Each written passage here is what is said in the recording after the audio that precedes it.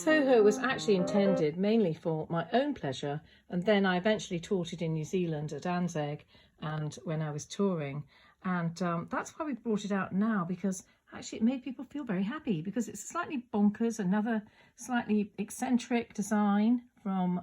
our collection, and I just thought it was full of fun, and I particularly like the little crown, the hat on the top of his head, which reminds me of sort of carnival time.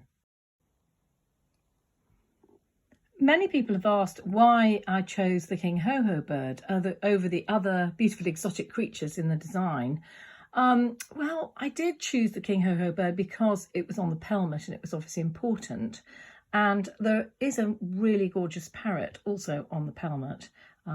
much nicer than the ones in the bed hangings below. And I'm very tempted to do the parrot, but you know, I've stitched an awful lot of parrots over the last 25-30 years. So with the Melliston fire screen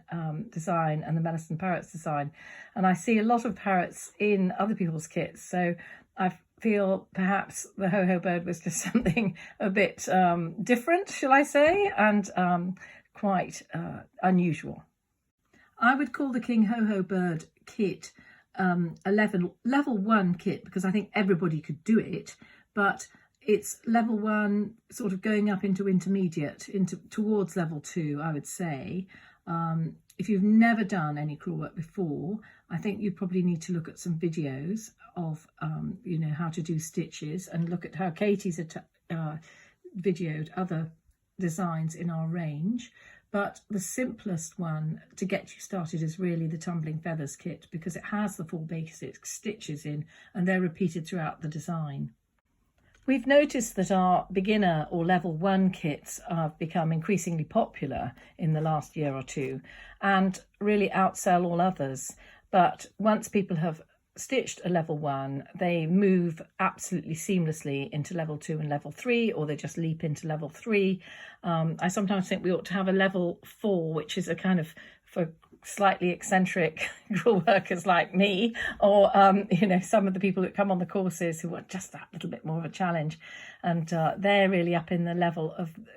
doing the Elizabethan kit, I suppose, but they don't need to be neat, and they really are stitched in the style. All our kits are stitched in the style of the era, and that's very important to get into that sort of mindset. And when I'm actually designing, recently it's been arts and crafts, I'm looking at arts and crafts windows in our local churches and getting the feel of the colours and the way the curve of the lines go. I find when I'm designing, jumping from era to era is not a good thing. So the king ho-ho is, as you know, 1710, around then, and the design I'm checking before we release it, the Aesop's Fable design and the set of animals, that's arts and crafts. So I'm going to take my leave of the 18th century, and I'm now going to go back to about, forward to about 1900 and into the faded colours, the very soft sage greens, very different colourway, and lots of browns and oranges, creams, and rather beautiful mix of silk and wool that the arts and crafts designers would stitch, with the influence, of course, of May Morris and many other embroiderers who designed and made beautiful designs which have echoes to the past. I'm excited by the colours in the king ho-ho bird, because the original has kept those fantastic colours, and it's interesting that the linen behind has degraded far more than the actual embroidery. So if you're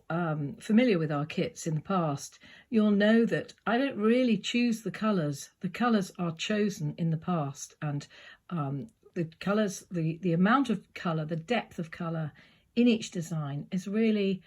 sort of as the original,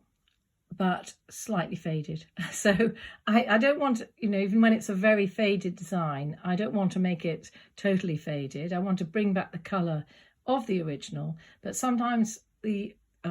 original colours are really strong and really bright, like the king ho-ho bird, and that's a gift to me, because I don't have to think about what the colours might have been before perhaps the yellow or the pinks have left the wools.